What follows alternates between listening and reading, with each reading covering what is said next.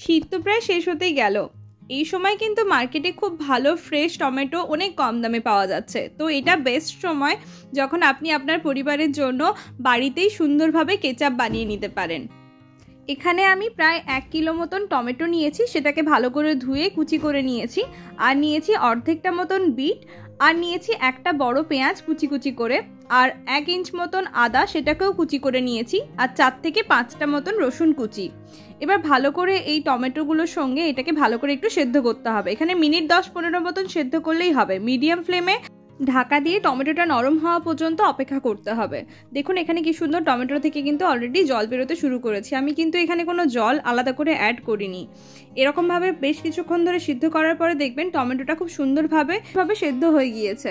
এবার এটাকে ঠান্ডা করে একটা মিক্সার জারের মধ্যে এই মিক্সচারটা আপনি ট্রান্সফার করে নেবেন। এবার ট্রান্সফার করে নিয়ে এটাকে একটা স্মুথ পেস্ট বানিয়ে নিয়ে একটা ছাঁকনির সাহায্যে সেটাকে ভালো করে এখানে স্ট্রেন করে নিতে হবে।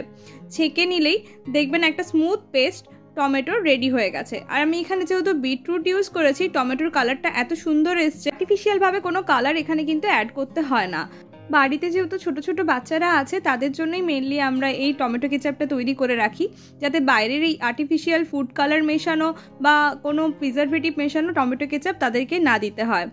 তো এরপরে আমাদের ওই পিউরিটা রেডি হয়ে গেছে। এবার একটা কড়াইতে আমি 1 চামচ মতন এখানে সর্ষের তেল দিয়েছি। সর্ষের তেল দেওয়ার পরে ওই টমেটোর যে পিউরিটা আমরা বের করেছিলাম সেটা এর মধ্যে দিয়ে দেবো। দিয়ে মিনিট 2-3 মতন এখানে ভালো করে নেড়ে এবার স্বাদ মতন নুন এবং স্বাদ মতন চিনি দিয়ে ভালো করে নেড়ে নেব।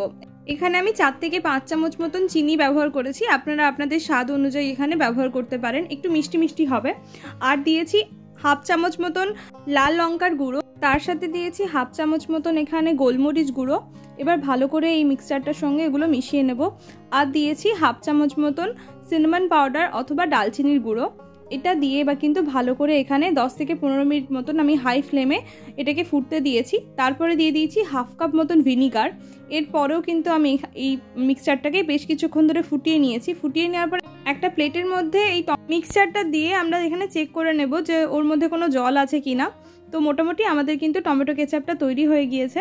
এরপর এটাকে ঠান্ডা করে আমি কিন্তু সার্ভ করেছি। এরপর বাড়িতে আপনাদের যে কোনো স্ন্যাক্সের সঙ্গে সার্ভ করুন এবং এনজয় করুন। অবশ্যই জানাবেন কেমন লাগলো আপনাদের আজকের ভিডিওটা, এবং যদি ভালো লাগে একটা লাইক এবং শেয়ার করতে ভুলবেন না। ধন্যবাদ।